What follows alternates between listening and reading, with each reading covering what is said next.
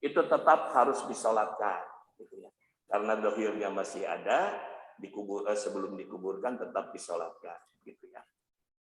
Kedua, kalau jenazah hancur karena kecelakaan, menurut Syekh Abu Wahid MAG di dalam salah satu kutipan, terdapat pendapat ulama sebagai berikut. Pertama, menurut pendapat kalangan Imam Syafi'i dan Hambali, apabila jenazah ditemukan dalam keadaan hancur karena kecelakaan dan tidak mendapat sesuatu dari jenazah tersebut kecuali sebahagian saja, jadi seperti hanya ada tangan, ada kaki atau kepala dalam keadaan terpisah dari anggota-anggota badan yang lainnya yang ditemukan, yang lainnya tidak ditemukan, maka sebagian tersebut tetap harus dirawat sebagaimana lazimnya merawat jenazah yang masih utuh. Di antaranya tetap dimandikan, dibungkus dengan kain kafan, dan disolatkan.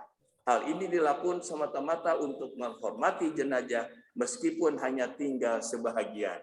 Jadi, lamun nu kapendak mastakana wungkul, mastakana we dibungkus, dimandikan. Kalau yang ketemu itu hanya kaki misalnya sapotong ke handap, eta nu dibungkus, dipapani, tetap disolatkan gitu ya. Menurut pendapat Imam kalangan Syafi'iyah dan Hanabilah, pengikutnya Hambali. Kedua, menurut pendapat Hanafiyah dan Malikiyah, jenazah yang hancur wajib dimandikan apabila tubuh jenazah masih banyak yang bisa dimandikan atau lebih banyak yang tersisa dan terdapat dikenali, diidentifikasi. Artinya hanya sebagian saja yang hilang dan hancur. Jadi mana yang banyak? Misalnya menurut Imam ini mah kalau ada kepala, ada tangan, tapi kaki yang sebelah kanan tidak ada misalnya. Kemudian apalagi tangan sebelah kiri tidak ada. Nah, yang paling banyak itulah yang wajib dipulasara seperti biasa gitu ya. Yang bisa diidentifikasi. Yang satu, apabila hancur misalnya, satu, jenazah masih tinggal separuh, ya itu tadi ya, yaitu bagian kepala ke bagian perut, atau bagian perut ke bagian kaki, separuh tubuhnya hilang atau tidak ditemukan. Nah itu yang paling banyak, itulah yang dipulasarai seperti memulasarai jenazah-jenazah yang normal biasa. Yang kedua, tubuh jenazah masih bisa dikumpulkan meskipun telah bercerai-cerai. Kan ada yang disebut apa itu dalam istilah diidentifikasi, ini kakinya punya sipulan DNA. Pakai DNA. Ya, diidentifikasilah. Ternyata ini mah kaki Pak Haji Sumardi misalnya. Ini mah kaki Pak Haji Joko misalnya ya. Nah itu diidentifikasi gitu ya. Jadi tubuh jenazah yang bisa dikumpulkan meskipun telah bercerai-cerai, seperti kaki yang tidak utuh, tangan yang sudah rusak, ini sambung-sambung, kepala atau wajah yang dapat dikumpulkan, jari-jari jenazah yang bisa diidentifikasi. Misalnya dia pakai cincin gitu ya, cincin ini cincin ya, cincin hebat. Pakai cincin kan ini ketahuan, oh kata bapak itu ini cincinnya punya Pak Haji Nang misalnya. Karena ini dari Garut. Nah itu kan bisa diidentifikasi. Pasti ini cincin Pak Haji Nang. Nah maka disambungkan dengan bahagian tubuh Pak Haji Nang misalnya. Sehingga menurut pendapat yang kedua ini, jenazah tersebut meskipun telah hancur akibat kecelakaan, wajib dimandikan, dikafani, dan disolatkan. Nah gitu ya. Rada beratnya itu memahami pendapat-pendapat, tapi dalam pelaksanaannya yang agak nanti teknis itu bisa cepat ditangkap. Ini kan teori keilmuannya ya, jadi harus dibaca, ditelaah dan sebagainya. Imam Syafi'i menjelaskan, siapa saja yang tewas, kemudian tubuh orang itu hanya ditemukan sebagian, hendaklah disalati sebagian tubuh itu serta dimandikan. Imam Syafi'i pun meriwayatkan, jika Abu Ubaidah pernah melakukan sholat jenazah di hadapan beberapa kepala manusia. Nah, jadi kalau menurut Imam Syafi'i, walaupun hanya kepalanya saja, gitu ya, dibungkus saja, dikafani dan disolatkan.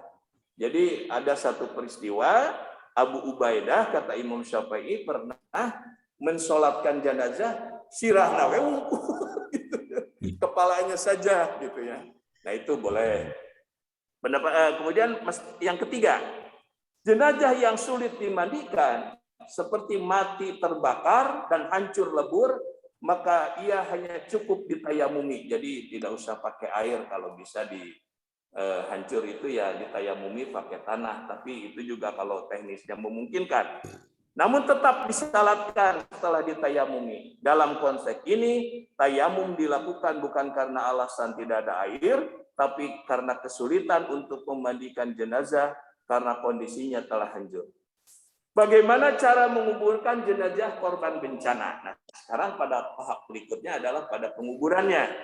Dalam hal seperti ini juga termasuk dalam keadaan darurat, maka penguburannya adalah sebagai berikut. 1.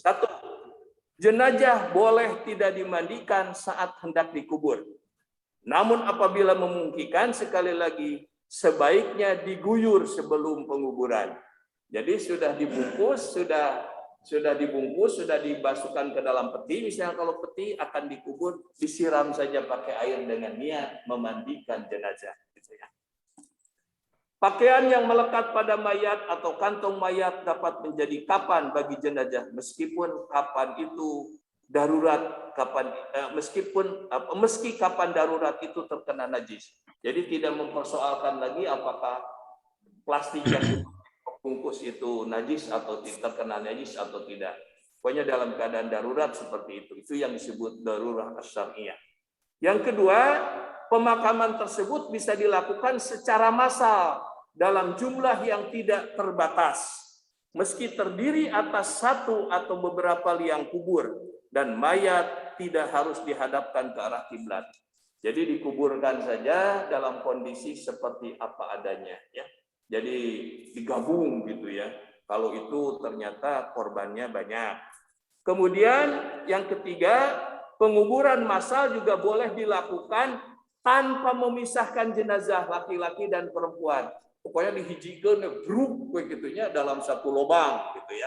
Nah, itu diantara pendapat ulama yang membolehkan. Juga antara muslim dan non muslim, jenazah boleh langsung dikumpulkan di tempat jenazah yang ditemukan dan mayat boleh disalatkan sesudah dikuburkan. Jadi ada 10 orang kuburkan dalam satu lubang, kemudian setelah ditimbun pakai tanah lalu salatkan di atas kuburan. Itu kalau kondisinya seperti itu. Nah, inilah kajian kita ya yang berkait dengan bagaimana kita memulasara jenazah yang karena faktor meninggal karena faktor wabah tadi, yang kedua karena faktor kecelakaan atau karena musibah dan bencana. Baik itu bencana tertimpa oleh gempa bumi, bencana banjir, ya. Mudah-mudahan kita terhindar dari itu ya. Tapi inilah kejadian keilmuan yang harus kita kuasai ketika kita berhadapan dengan permasalahan seperti ini. Mudah-mudahan ada manfaatnya. Tapi kalau ada dialog, ini waktunya juga menurut Pak Akso sudah siang. Tapi kalau ada, coba nanti diinventarisasi, dijadikan bahan untuk bisa didiskusikan di masjid ini, gitu ya. Kalau yang punya permasalahan nanti disampaikan di forum masjid, nanti didiskusikan. Barangkali siapa tahu ini nanti menjadi pengetahuan yang akan bermanfaat bagi kita apabila hal-hal ini terjadi di lingkungan kita. Saya kira itu saja, barangkali sekedar selingan pengajian yang seharusnya sekali lagi tadi masuk kepada materi mukoronah yang berkaitan dengan sholat, yang baru 3 materi itu. Ini ada selingan karena memang ada permintaan bagaimana terutama sholat gaib dilaksanakan. Yang kedua, bagaimana kondisi kita menghadapi tidak mustahil suatu saat terjadi bencana dan kita berhadapan dengan korban-korban seperti ini. Kewajiban kifayah kita ini secara keilmuan insya Allah sudah sudah berada di benak kita, tinggal nanti kita melaksanakan, terutama kepada para pemangku kepentingan ini, Pak RW, Pak RT, Pak RW, ini memang harus menjadi sebuah pemahaman yang komprehensif nanti ya, pemahaman yang menyeluruh dan utuh gitu ya. Kemudian nanti dikajikan dengan unsur DKM, karena kesempurnaan ibadah itu. Jadi DKM itu Pak tidak hanya sekedar mengurus teknis, administratif, bagaimana melaksanakan manajemen dan sebagainya, tapi juga kesempurnaan ibadah itu menjadi tanggung jawab DKM. Jadi Pak Akso nanti kalau ada jamaah di sini sholatnya kurang sempurna, pertama kali dikekewek ku malaikat tuh Pak Akso. Kenapa katanya bisa terjadi seperti itu? Dengan Pak Kamil. DKM. Jadi bukan hanya masalah administratif Pak Akso ya. Juga kesempurnaan ibadah, makanya selalu bawel Pak Akso. Kata Pak Akso, bukan saya DKM-nya. Ilmu tajwidnya kan ada pengajian Zoom ya yang juga dikoordinir oleh Pak Haji Kusuryadi melalui Ustadz Asep, kan ada itu. Jadi bacaan-bacaan itu disempurnakan. Nah kemudian prakteknya yang fikihnya itu kaifiat sholatnya, ya tata cara yang bersifat fi'liyahnya, kan qaulun wa af'alun, bacaan dan gerakan. Nah, gerakannya ini dalam ilmu fikih. Nah kalau bacaan biasanya mungkin keilmuan kita terbatas, tapi kalau dalam gerakan sholat itu kajiannya sangat terbuka gitu untuk kita diskusikan.